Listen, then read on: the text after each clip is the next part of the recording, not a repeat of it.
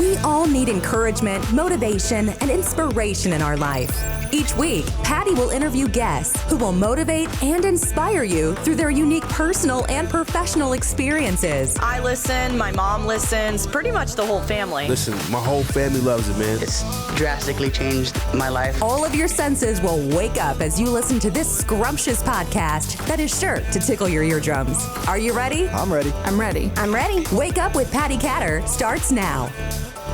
Hello, everybody. Welcome to Wake Up with Patti Crider. Today, I have an amazing, inspirational guest. Her name is Maria Crider. And I have been following Maria for some time on social media.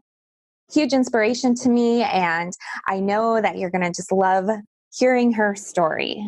Maria is a breast cancer survivor. But before we go into her diagnosis of breast cancer and things, I want to bring her on the show and just have her tell you a little bit about her childhood and where she grew up. And Maria, thank you for joining me. I'm happy to have you on. If you want to just dive right into your story so we don't run out of time this morning, I would love that.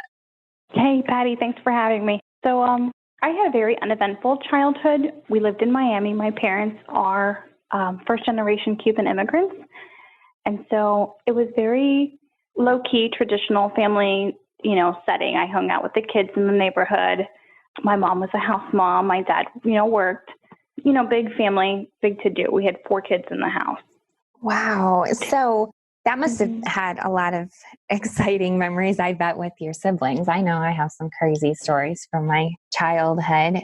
What about, though, I just kind of want to get moving on here. So what about your teenage years? We'll kind of fast forward to that. So it just sounds like you're a normal kid with a mom who's a stay-at-home mom, and here you're approaching your teenage years. How's that? My teenage years, we moved when I was about 13 from Miami to Polk County, and I grew up, it was a very rural area. I went from being the majority to being a minority, and it was very odd. It was different for me. I'd never known that being Spanish, being Cuban was a minority. It was weird to me, like the whole concept.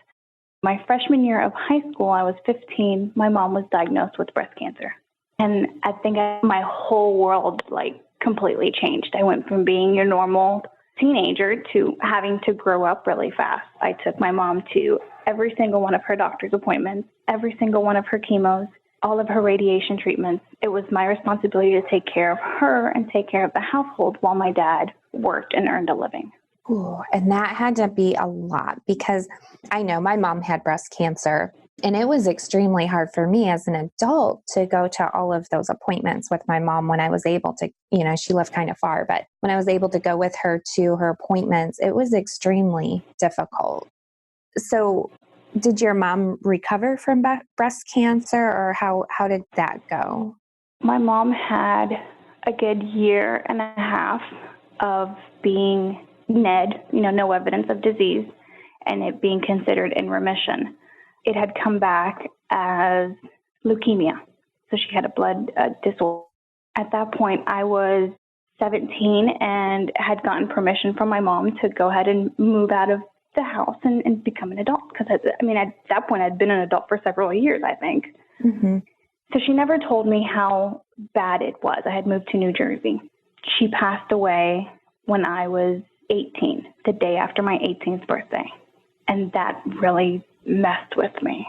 Yeah, I would say so. That's extremely hard to deal with. I lost my mom in 2015 from breast cancer, and, I'm in my 40s, and I cannot imagine being a teenager still and having to deal with all that. That's extremely difficult. So not long after your mom passed away, I know sounds like you fell in love. Is that right? Well, I fell in love long before that. Oh, okay. Mm-hmm. I met my now husband when I was 15, and he was working at Disney with my mom. He was an adult, Army veteran. I was completely invisible to him, but I was infatuated. I told my mom when I was about 17 or so that I was going to have that man's baby. And she's like, "You're crazy. Something's going to happen." And I said it. I called it. And so we got married, and at that point, we had our first son. And, my mom had already passed away. But, I would secretly go, I told you it was going to happen. Oh, my goodness. Wow. Yeah. So you're 23, married. Did you have a child at this point, or? We did. We had Tristan. He's 7 now. We had Tristan in August, and we got married in December. Mm-hmm. Wow. So you're just kind of sailing along now, right? You think probably that everything is good, I would say, right? Yeah, everything was kosher. I was working. He was a student. Once Tristan was born, we kind of switched roles a little bit, and I stayed home while he went to work. And everything was just chugging along. We were planning on buying a house in a couple of years, setting everything aside and getting our ducks in a row. We purchased our house in 2015, and then shortly after that, we had our second child. And then in 2016, I found out that I was pregnant, and then on top, I had breast cancer. I was diagnosed with breast cancer. Wow. So how old were you then? 27. Okay. So at 27 years old, you're pregnant and you find out you have breast cancer. Yep. How did you find out that you had breast cancer? I was nursing my second son, who was 9 months old at the time. So pregnancy number 3 was a surprise. I was nursing him, and I had this lump in my chest, and it felt kind of weird. And I had been struggling with feeding and feeling like I wasn't producing enough milk, and the typical new mom stuff. Mm-hmm. And I brought it up to my primary physician, and my primary physician felt it, analyzed it, and he was like, well, you're still breastfeeding, and by the way, you're pregnant, so it's probably nothing. Mm-hmm. And he blew me off. Mm-hmm. And so I let it go for about a month or so, until I had my first OB appointment to make sure that this pregnancy was okay. I mentioned it to the midwife. She did her physical, exam. And she's like, well, your primary might be right. It might be nothing. But because of your family history with breast cancer, to radiology and have them do an ultrasound. Mm-hmm. It's fairly safe in the pregnancy. We do it all the time. It's no big deal. If they feel like it needs to be addressed, then I will give them permission for a mammogram. They have an apron, your baby will be safe. So you go for this ultrasound. During the ultrasound, I know I've had ultrasounds before on my breasts, and they're able to tell you, kind of right there what's going on a little bit. When you had your ultrasound, did you leave there knowing that there was something wrong, or did they make you wait? Mm-hmm. They made me wait. They didn't give me an official anything. But as she was doing the ultrasound and examining, she kept making faces at the screen. The tech kept making faces. And I knew in my gut something was wrong. Mm-hmm. But she wouldn't tell me. She's like, I'm just a tech. I'm going to go get the radiologist and have him look at it, and then he'll let you know if something is up. Mm-hmm. I said, okay, fine. And at that point, I took a picture with the screen selfie, mm-hmm. and I was like, this isn't good. Whatever this is, it's not good. Mm-hmm. The radiologist came in and he said, we're going to send you to do a mammogram. Your doctor's already given us permission. And I said, okay, so what is it? He goes, I don't know what it is. It's a lump. We need to take a better look at it. I said, okay. And I was like, okay, well, maybe it's nothing. Maybe it's something. I'm trying to stay positive, but in the back of my mind, I know it's not good. Mm-hmm. It was big. Yeah, and you're here with 2 small children, pregnant, mm-hmm. with facing a breast cancer diagnosis. Yep. And then in the back of your head, you have your mom's history, and that already is going to play so big in your life. I mean, I know it must have just been the most stressful time of your life, and you shouldn't have that much stress when you're pregnant. So how were you finally told that it was breast cancer? We did the mammogram immediately. I wasn't told any information. From that appointment, I received a phone call from my doctor, and she said, I need you to go to get a biopsy done. They did the biopsy, and then within 24 hours, it was fast, I'd received a phone call from the doctor herself, and she said, can you come into the office? And I said, yeah, is everything okay? She was like, well, I'd rather talk to you in person. And I was like, okay. And I got off the phone. I was like, I'm on my way. I hung up, and hauled butt with the kids to the doctor's office. I knew already them wanting me to come in, it wasn't good. Mm-hmm. And so the doctor took me in right away. I didn't even have to wait in the lobby a whole lot, very long. And she's like, well, your results are in. It is invasive ductal carcinoma, triple negative, meaning it doesn't have the hormone receptors that most breast cancers have. And I was like, okay, well, what does this mean? I don't have, pardon my French, but I don't have time for this shit. Mm-hmm. And she's like, well, you're going to have to make time because it's serious and you've got kids that you need to be here for. I'm like, I know. I'm here for them. That's why I don't have time for this. Like, what's the plan? Can we just chop them off and get going with my day? And she was like, no, it's a little more complicated than that. And she gave me a referral to the oncologist. She's like, I've worked with this one before. He connects with Moffitt Cancer Center. They partner up, and you'll have a big team of doctors.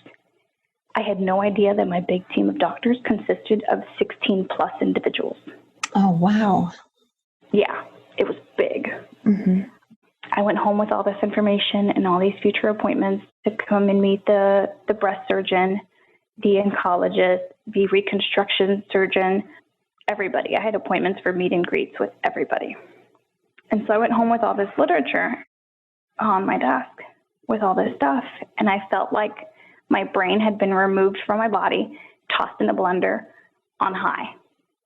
I was not able to focus. I wasn't able to process anything. It was just like being in limbo. Mm-hmm. So I've never met somebody who was pregnant with cancer. Neither have I.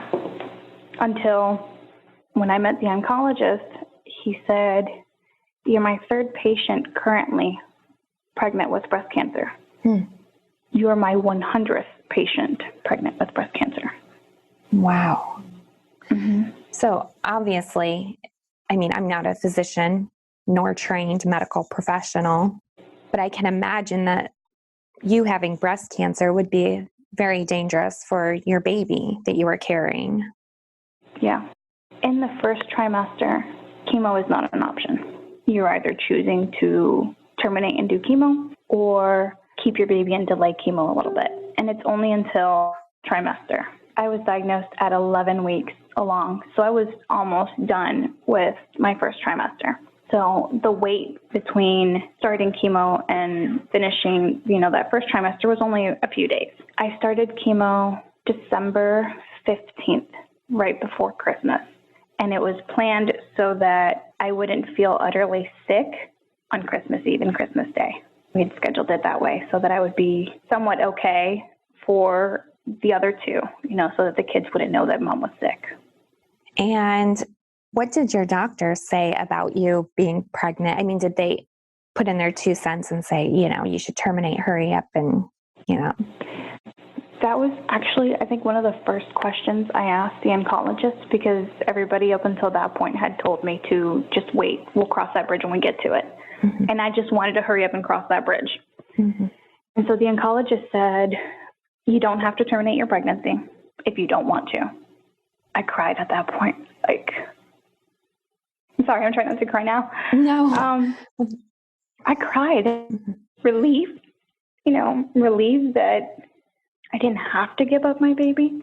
And so I felt relieved that I didn't have to give them up. Mm-hmm. I've always wanted 3 kids, and I know that after chemo, chances of you being able to get pregnant again are slim to nil. What would you tell other women out there who may have a breast cancer diagnosis that, maybe listening, maybe they're pregnant? What is something that you would tell them if you could? Talk to your doctor, but get a second opinion. I went to Moffitt after I got a second opinion from another oncologist there. And she assured me that they've had hundreds of patients with breast cancer who are able to keep their babies safely, do chemo, and have surgery, and their babies are fine. And the original oncologist set me up. He, completely violated HIPAA, I guess, giving me the phone number and name of these 2 moms who were currently his patients to connect with. And one of them, she's no longer with us, sent me a Facebook request to join a Facebook group a support group for moms with breast cancer or moms with any cancer, actually. Mm-hmm. It is the Kick-Ass Cancer Mamas, and it is a closed group specifically for women who are pregnant with cancer or recently diagnosed with babies. Mm-hmm. Wow. So you went ahead with chemo? I had surgery before I started chemo. November 4th, I had a unilateral mastectomy. Just the cancer side was removed. And how long did you have chemo? It felt like forever. Mm-hmm. I did 4 cycles of adriamycin and Cytoxan during the pregnancy, and they were done every 3 weeks. And where were you in your pregnancy when you were finishing chemo? How did that work? You start chemo while you're pregnant. I started chemo in the 2nd trimester. Mm-hmm. I finished it in the year just about 4 weeks before being due. Wow. Yeah. So it was perfect timing. Mm-hmm. And I remember your posts on Facebook of you with no hair. You were gorgeous, by the way. And you're literally going through your whole, your story on Facebook, sharing it with your family and friends. And I'm glad I was a part of that because you were so strong and courageous, even when I'm sure you didn't feel like it. No, and I still don't. I shared all of that publicly on Facebook and Instagram because I was the only person I'd known with breast cancer that was pregnant, up until being introduced to these other 2 moms. And so I thought either this is very rare and people don't know about this, or this is entirely too popular and people need to know about this. It needs to be brought to the forefront. Mm-hmm. Yeah, I've never known anybody with any type of cancer while they were pregnant. So where can people follow you on social media? Do you still have your story public? It is still public. It is on Facebook and Instagram. Facebook is just my name, Maria Crider. And then on Instagram, it's ms_Crider. Okay. All right.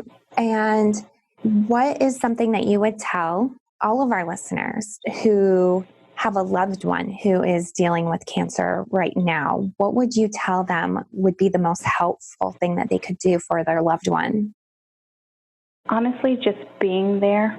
When I was very ill and I didn't want to get out of bed, Brandon made me get up and get a shower and get dressed, and we would go out and walk, either at the mall or the park or Disney, just to get out and walk, not wallowing in self-pity and feeling bad for, myself. Mm-hmm. And so just to help birth through it, get them up, get them moving, even though they don't want to move, get up and get moving. It's good for your mental health. Mm-hmm. And today your son is how old? The one that you were pregnant with? He's 2.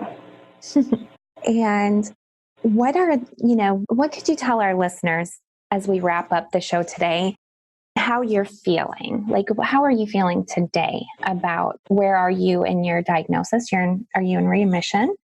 I am. No evidence of disease. They don't use remission, I guess, for liability reason or whatever. It's not used.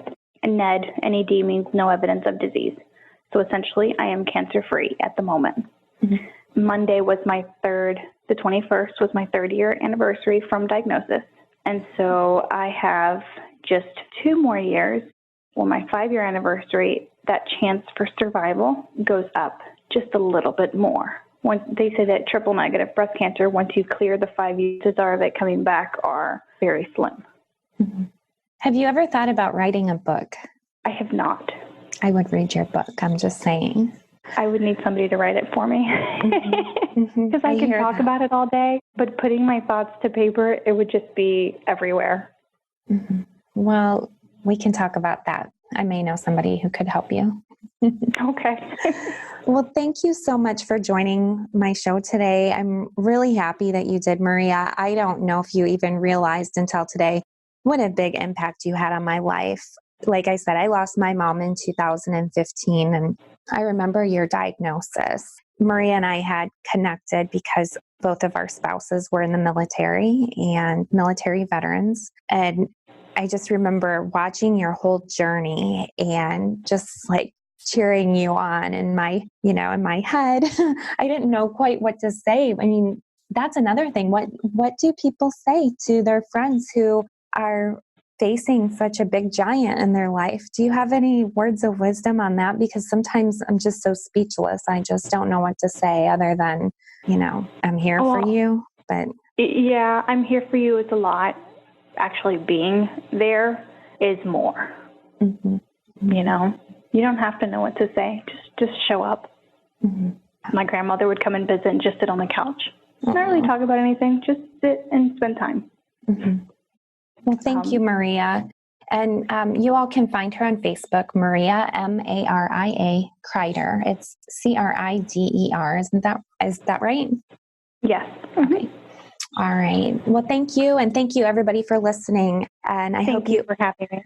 You're welcome. Oh, my goodness. I hope everybody just goes out and has a positive day and connect with Maria. Ladies, if you're out there and you need somebody to connect with, then I hope you were as inspired by Maria's story as I was. Thank you. Thanks, Patti.